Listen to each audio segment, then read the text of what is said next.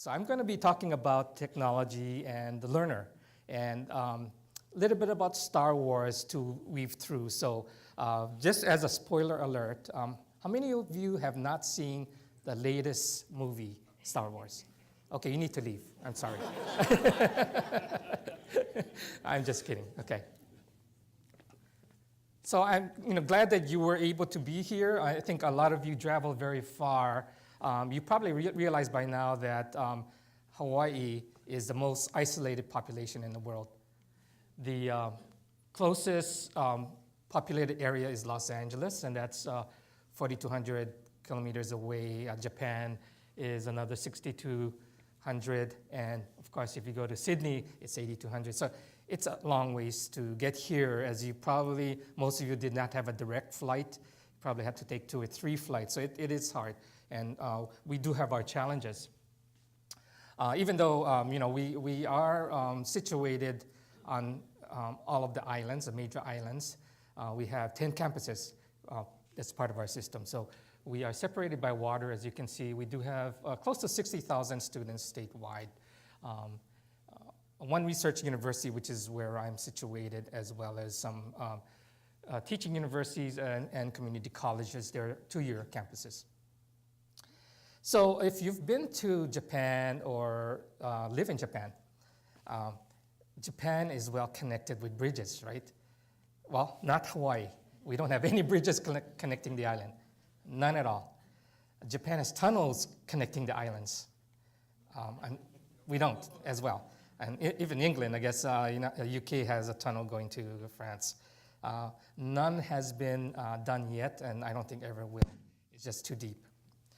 A ferry system was in place a few years ago, but they shut it down because of environmental reasons. So no ferry connecting the islands. The only way to get there and back is through flying, okay? And it's very expensive, takai ne, very expensive to fly. And that's what students have to do if they need to get a graduate level course from University of Hawai'i. Students need to fly over once a week, twice a week to get their degrees, and many of them have done that in the past. We are situated, as I mentioned, up a few miles up the valley in Manoa campus. Manoa is the name of the valley, Manoa Valley. So we oversee the rest of Honolulu and Waikiki and Diamond Head. So you see Diamond Head in the background. So we're on Oahu, which is not the largest island, but the most populated island. The college that I work in is the College of Education, and we're responsible primarily for preparing teachers for the state of Hawaii. There are several other private universities that do the same, but we're the major supplier of teachers. I'm in the college because we support teachers in how they use technology, but we also offer graduate degrees. So we do have online degree programs. Obviously now, because of technology, students don't need to fly. So we have fully online programs as well as hybrid programs. My department is called Learning, Design, and Technology. We have been around since 1966. So this marks our 50th year, which is wonderful. And we're going to do all sorts of celebrations. We were originally called Educational Communications. As technology and teaching strategies changed, we have changed along with it. So we were constantly in motion, not only the name of the department, our programs, our teaching. So it's never a dull moment when this is your field, and it's really exciting to be part of it. So we evolved to learning, design, and technology. We decided to put learning at the front because we really want to focus on learning and not necessarily technology and not necessarily design, although that's really a big part of it, but we really want to focus on the learner. We do have a PhD program that's offered on campus and hybrid, meaning that it's face-to-face for a few weekends and mainly online. In fact, this weekend, students in the hybrid program, in the PhD program, are on campus. So I got to be excused from teaching. But this weekend, all day, today and tomorrow, they're in face-to-face sessions, and then we don't see them again for another 6 months. We do offer a master's degree that's on campus and completely online, and also a certificate in online teaching and learning, and that's online as well. So we, out of need again, 10 years ago, decided to offer our first online first online program. It was a master's degree, and it was because we had a lot of demand from the neighbor islands. They had limited access, unless instructors flew there, and we had private universities doing that. They couldn't get a graduate degree from our college, and travel became more expensive. So we decided to go and do it. And so over the 10 years, we've made a lot of mistakes, but along the way, we've learned quite a few things about what works and what does not. And basically, some of the tools that you're familiar with, like Blackboard Collaborate and Blackboard, WebCT, and we're using a Sakai-based learning management system.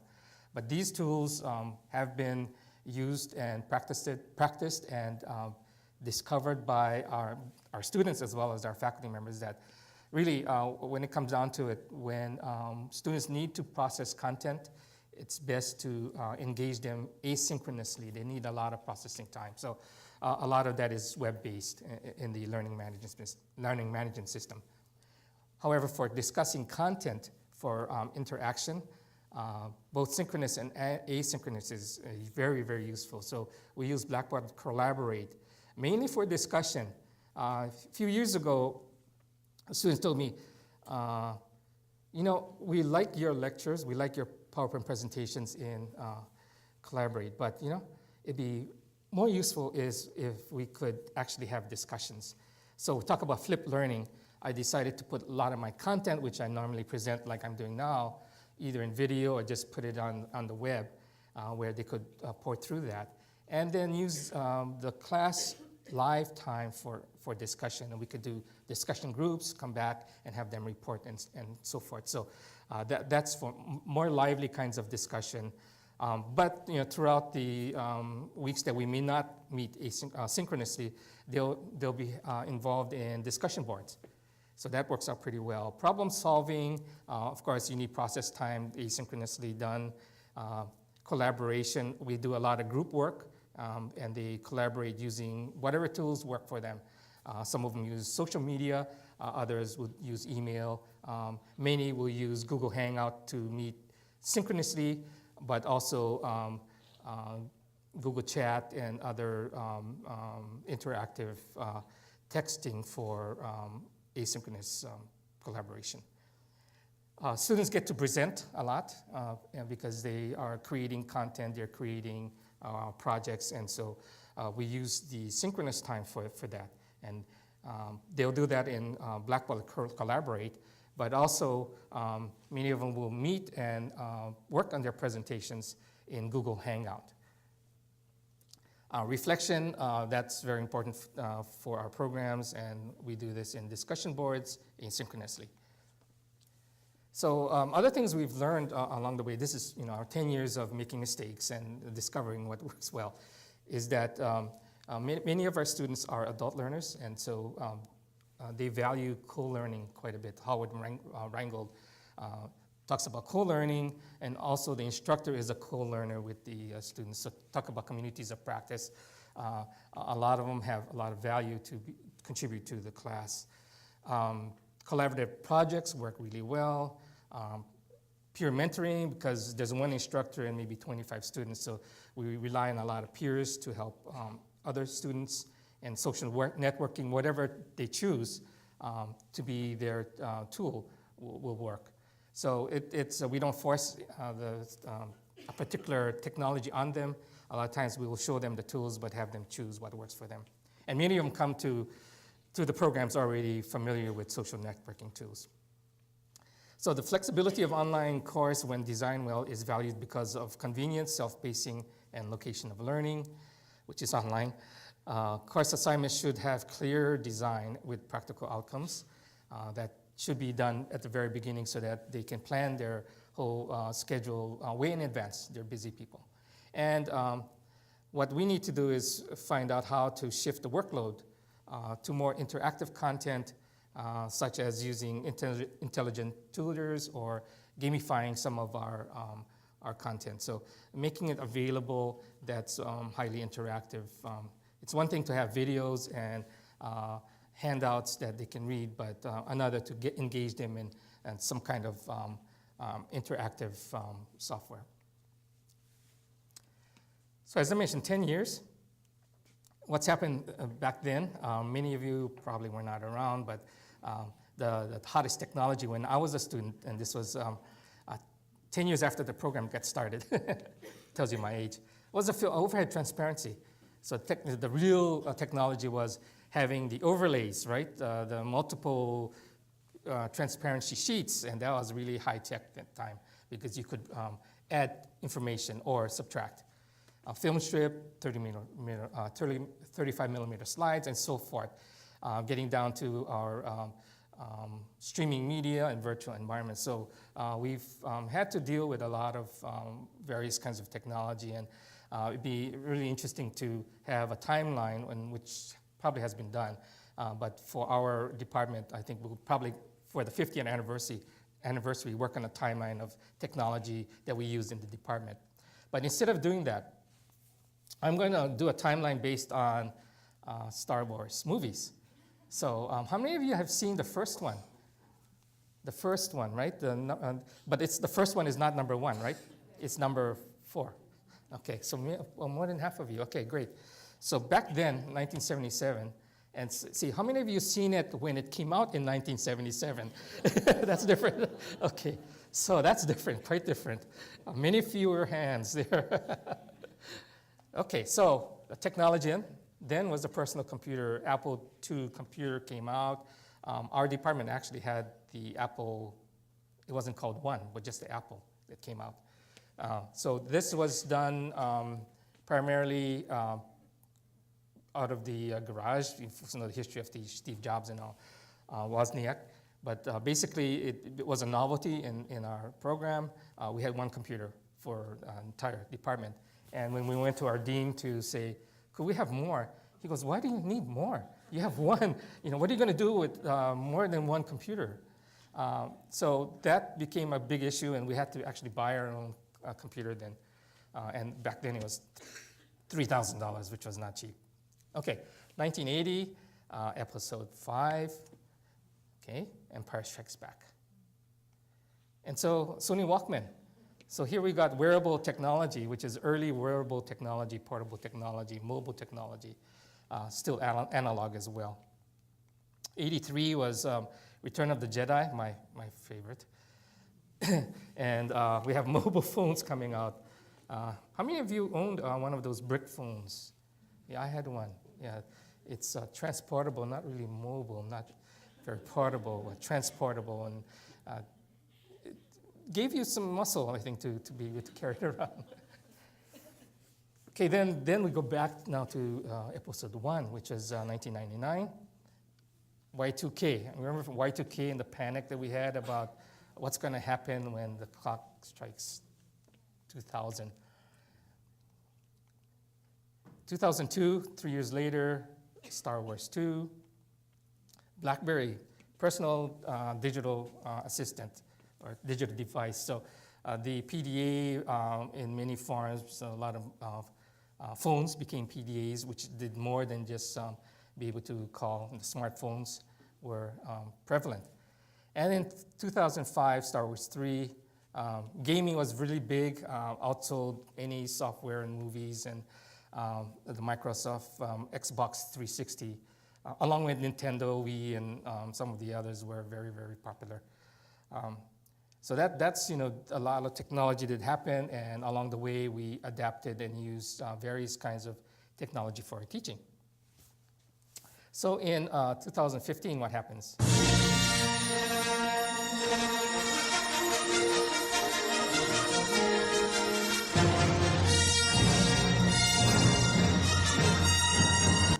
I'm going to spare you the rest of it. But I did tell Steve that I have another tune to put in your head besides Hawaii Five-0. Ta ta ta ta ta ta, and it goes ta ta ta ta ta. So that you have both of them now. Sorry about that. Basically, what happened in 2015 with technology? Well, there's quite a few things that happened, but are we still teaching using lecture style with all the technology that's available? I'm doing it right now. I'm doing it right now. So we're still one-to-many, not highly interactive. The technology is advanced because we have projectors and we have remotes and we have lightsaber pointers, right? But the style may be old. Okay, so we can take advantage of a lot of the different kinds of technology that came out since 2005. Just a few, right? You can take a look at some of the things that came out. I did a word cloud based on an article that I was reading and about technology use over the past 10 years. And so a lot of these kind of pop out. Facebook is really big, iPhone, digital technology, portable technology or mobile technology. A lot of that means that we are not burdened by having to all be here together. It's nice that you had to come over to Hawaii for a face-to-face conference, but we could have done this virtually, right? Okay. Same with learning. I mean, if you think about cost and you're thinking about logistics, being able to do it online is much easier than face-to-face. Okay, so in the 10 years, we've discovered that social media is king. Facebook, Twitter, in Japan, Line, Korea, I guess, as well, LinkedIn, YouTube. YouTube was cited as being the most frequently used search engine ever, right now, in fact, which is amazing. Everybody's looking at YouTube. We have a lot of smart devices, so your iPhone, iPad, Android tablets, Android phones, tablets, all of that go along with your laptops. Okay, many of us carry our laptop and our mobile device because we don't feel comfortable with one or the other. We have to have both. Internet is ubiquitous. We have 4G phone data that's available. We have wireless routers. We're connected right now using a wireless router. If you don't have one, you can bring it with you, so a pocket Wi-Fi will always keep you connected. So internet is always available to us. What the big movement has been, it still is, but it was 5 years ago especially, was Open Educational Resources, or OER. So we've had the MOOCs, we've had digital repositories, we've had Khan Academy, and so forth, meaning that there's lots and lots of resources for us to use, both instructors and learners. And virtual learning. So we're using online courses, but we're also using technologies such as virtual reality and augmented reality. I have some examples that I'm going to talk about later on. But virtual learning, again, is something that we're all doing. It's not because this is something that we feel is the best way of doing it. It's out of necessity. So what does this mean for the learners? Well, as I mentioned, OER is accessible, so learners have all of these resources that they can remix, reuse, recreate, including faculty who are getting content for their courses. Social media is just really super for collaborating, sharing, and connecting both personally as well as professionally. Like LinkedIn, for example, is a professional network. Facebook, both professional, but I think mostly people are using it for friends, for social networking. There are many tools to support the creation of personalized learning networks. So these are ways of just getting all of your information together in one location. We don't lack information. What we lack is a way to organize this information and decide on what's important and how to use it. So there are tools to help you to do that. Analytical tools for understanding big data as well as small data. So this is something that all of us are doing, well, many of us are doing to make sure that what we're using works based on learner behavior. And again, content is instantly accessible. Many of us, as I mentioned, don't feel comfortable without our mobile device. I will forget my phone and have to drive back because I forgot it, because all of my information is there. So, my calendar, everything is there. So we rely on it a bit more than we should. But the content is there because you don't know something, you can Google it. It's right there. And there's a lot of exploration being done now through virtual and simulated environments. It's the next thing, I think, in what we do in educational technology. And many are engaged in role-playing and gaming programs. So this highly interactive way, an immersive way of involving the learners. And so, as I mentioned, I'll talk about this a little bit further. So I'm going to now go into a couple of things that we're doing in our department that might be maybe different from what you're used to doing with online learning. Second Life, how many of you have heard of Second Life? Some of you, or many of you, okay. So it is a multi-user virtual environment created in 2003. And basically it's a 3D graphical environment that's accessed over the internet. And you have a lot of concurrent users that are interacting with each other using avatars as a way to represent who they are. And this is done synchronously. We, in 2010, convinced the dean that $1,500 would buy us an entire virtual campus. And so he said, okay, I'm not sure what this is, but go for it. And so we were able to recreate the College of Education, create our own island, but did more than just create buildings. We created amphitheater. Because this is made up, it's virtual reality, we were able to put Diamond Head right on our campus. And it became an amphitheater, which I don't know if you've been in Diamond Head, but it's like a park, and you're not going to be allowed to do any kind of teaching there or partying.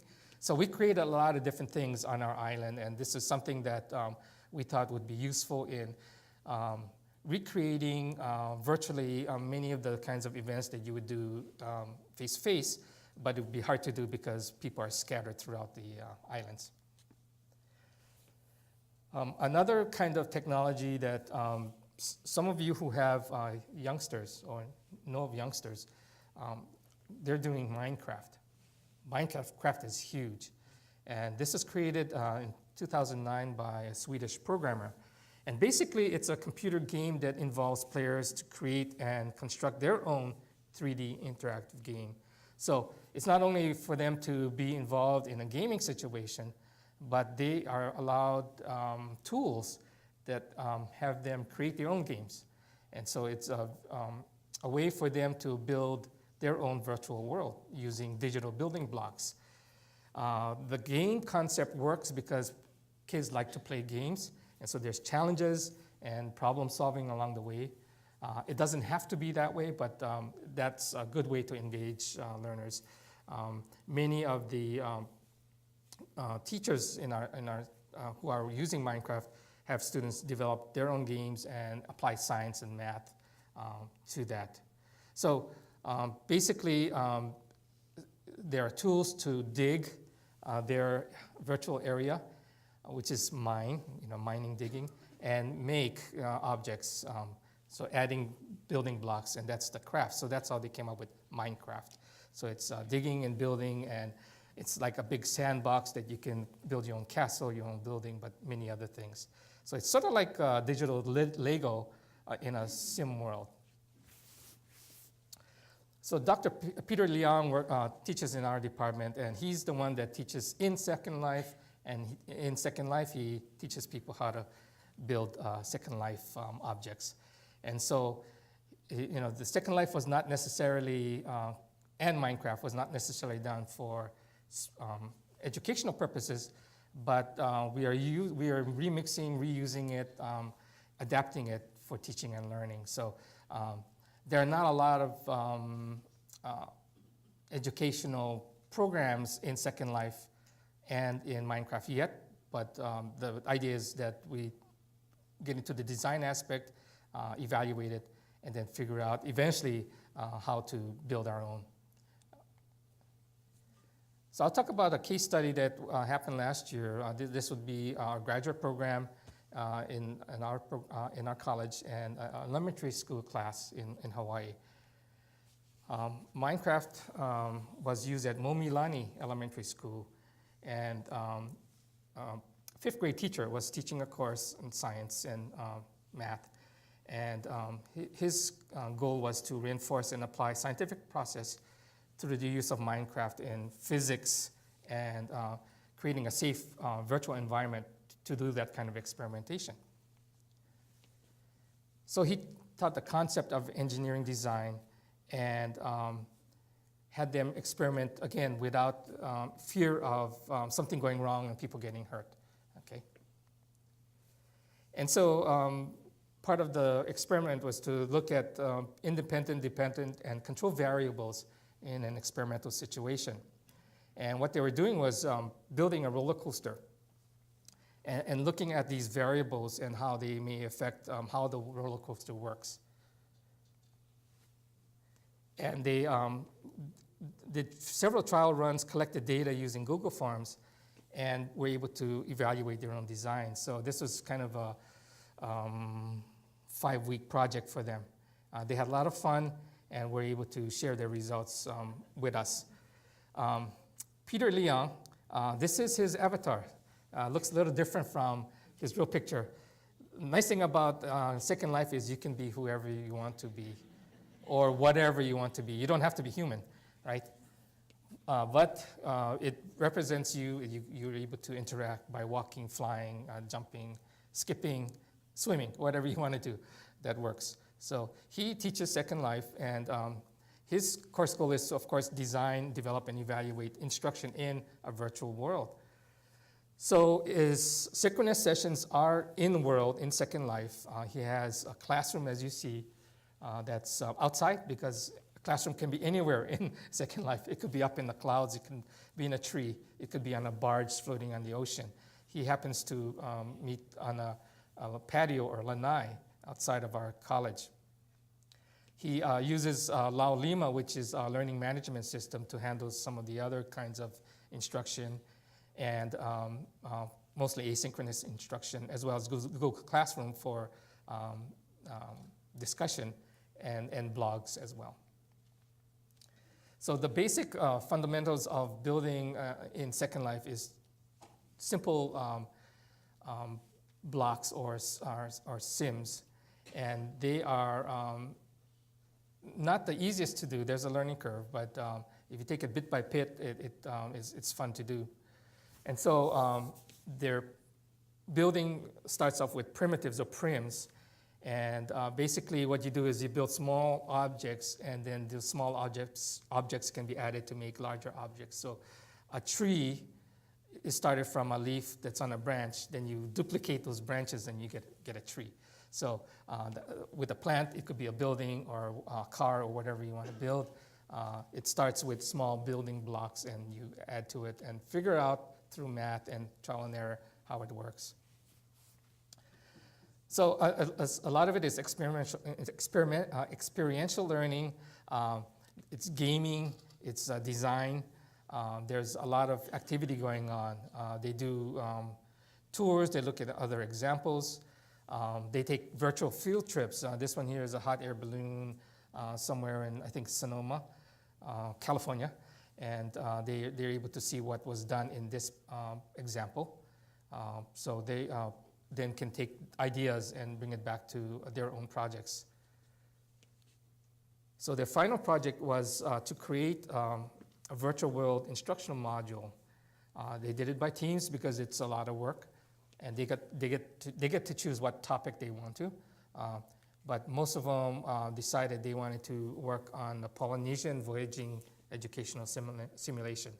So as you know, Captain Cook did not discover Hawaii.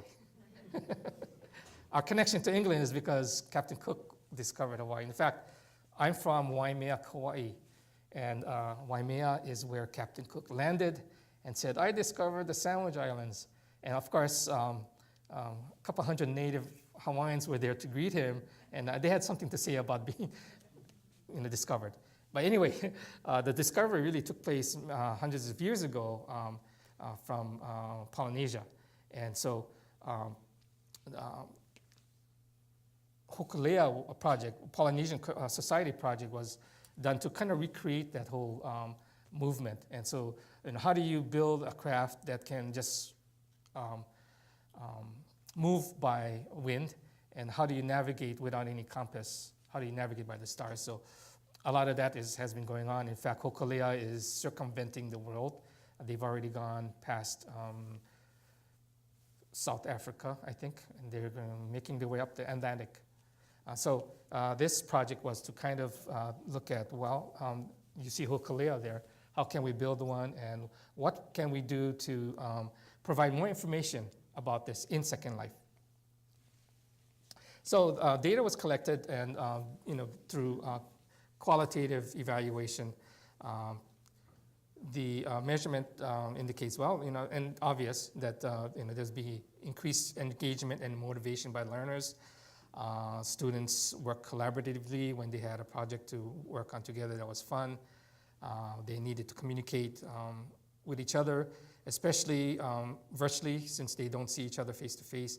The elementary school students were in class, so they were able to communicate face to face, but not the ones in Second Life. And a lot of integration of game-based learning took place, and the 3D learning environment was very, very immersive. I don't know if you've had a chance to visit Second Life, but it's something that is quite different from being in a web conferencing system. Some of the challenges, obviously, there's a lot of teacher preparation time. In our case, teaching it in the graduate program, meeting only once a week, it's quite not enough time to be able to fully do a complete project. So we learned that projects should be limited by scope because we don't have enough time for that. Steep learning curve in Second Life for graduate students. It's not as easy as Minecraft. It's much more challenging. But once they get the idea, it can go pretty fast. Technical issues were basically, with Second Life, there's a lot of bandwidth required. And so if you don't have a good connection, it's quite hard to be able to overcome that. So that was some of the things that we learned. Some of the implications, with virtual worlds, we learned what the students learned, got their perception and their perspective of how their experiences were like. We have an in-depth appreciation and understanding of the mechanics of gaming and the possibilities and constraints of virtual world in teaching and learning.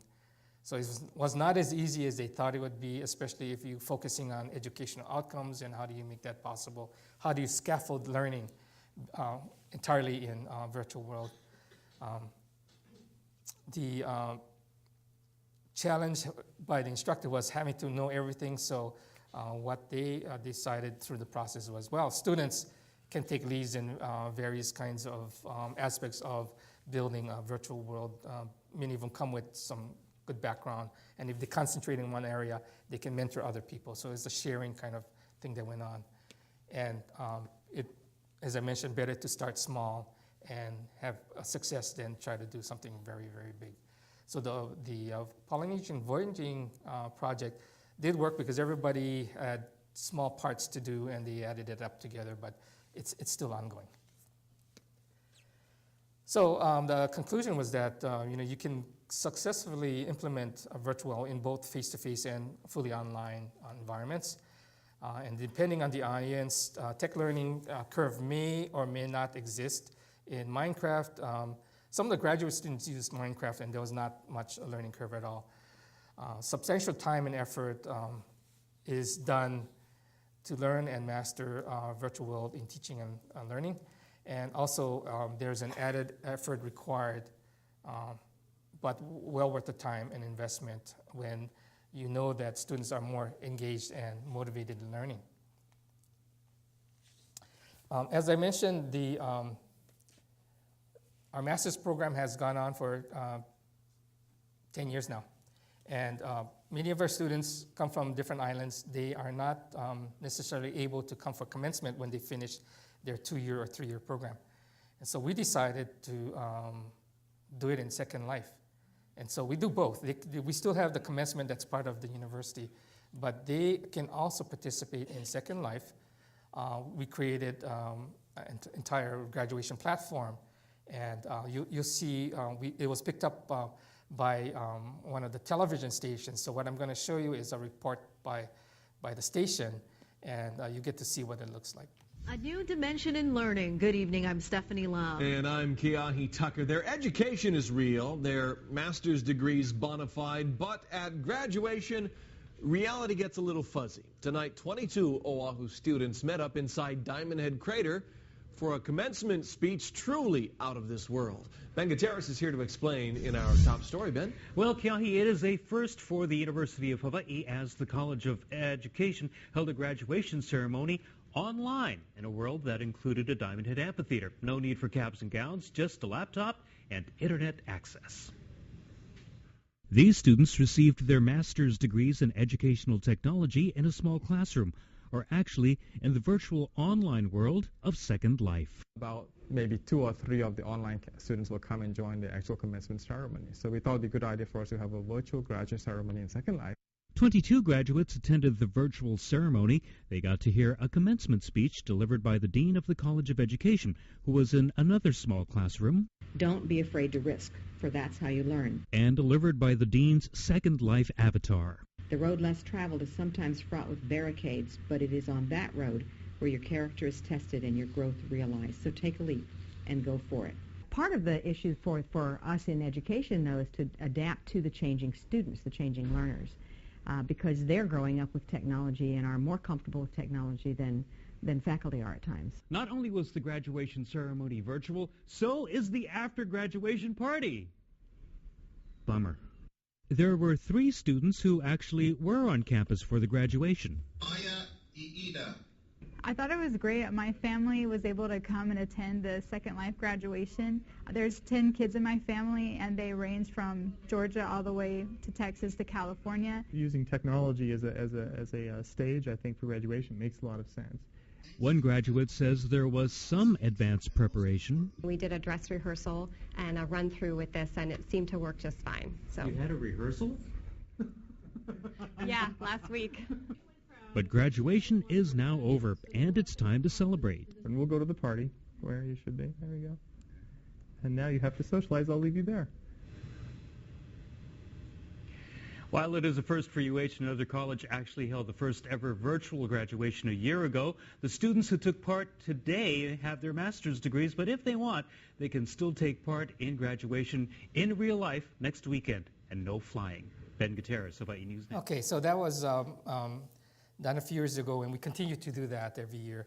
And students really appreciate it to have this done. It does take some preparation. Students do go through rehearsals, believe it or not, in Second Life, just so that they can line up properly, march to the music. We actually have the national anthem sung, and also in Hawaii, we always follow the national anthem with Hawaii Ponui, our Hawaiian national anthem. So all of that was done as if they were in the real commencement. It works out well.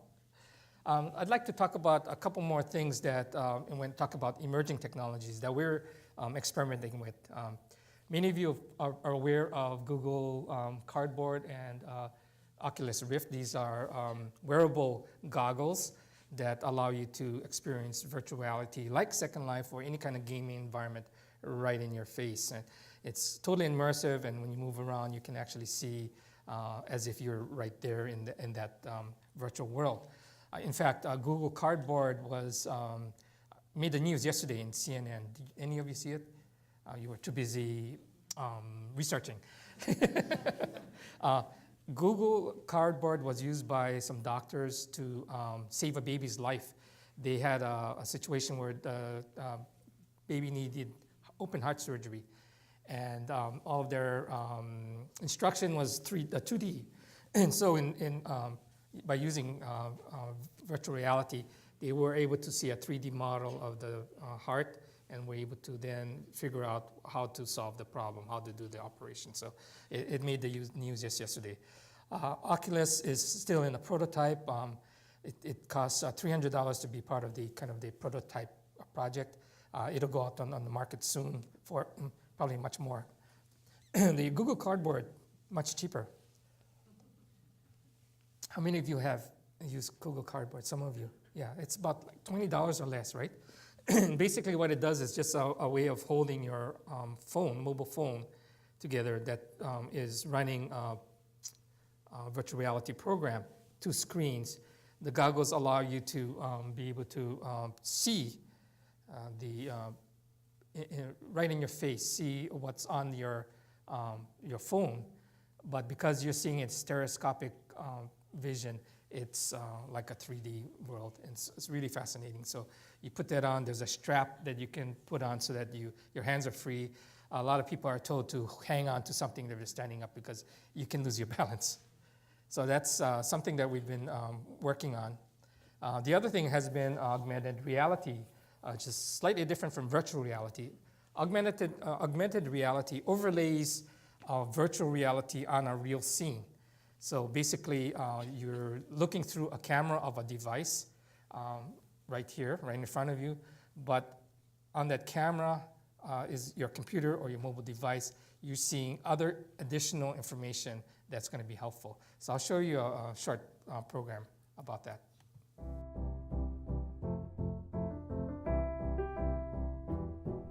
It's a really big world out there. And I want to know everything about it. This is not just a map. 10 interesting facts about the continent of North America. It is the 3rd largest continent. Polar bears are the world's biggest land predators.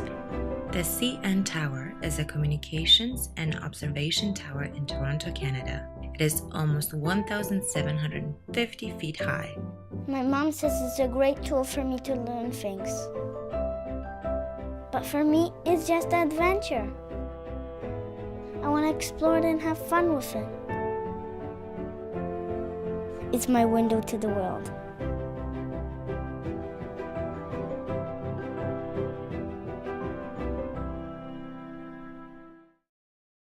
So I'm going to show you another movie, in fact, directly, that deals with the same idea but using a different approach. Okay, it's using goggles, the HoloLens, and so instead of holding something up, you can actually use your goggles to see it. Different from Oculus, it's something that you see through, but it's superimposed within a program.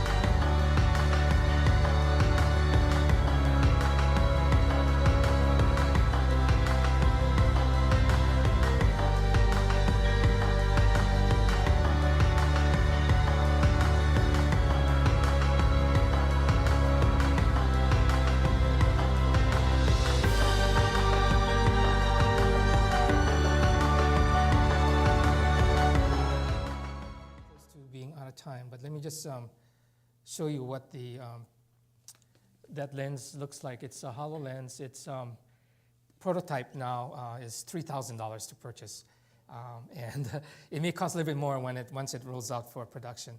But the idea is it's a high-level interactive way of looking at your real world with virtual world on top of that. So think about pilot training and all, doctor training. So last week, 2 weeks ago, we had done a tour of the simulation lab in School of Nursing in Hawaii.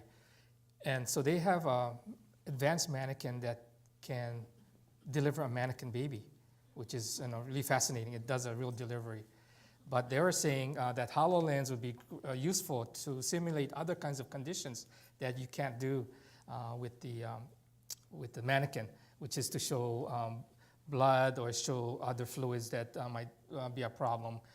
So they are working with us, and we're working on a grant to get 4 of those lenses to be able to see what we can do with helping their simulation labs. So I'm not going to have time for this future classroom, but I'm going to just close with just these 2 slides. Basically, you need to concentrate on what you're going to do with technology, concentrate on the outcomes first, and then be able to choose deliberately the kinds of tools that you'll use. Focus on what will be successful very early rather than handle something too large.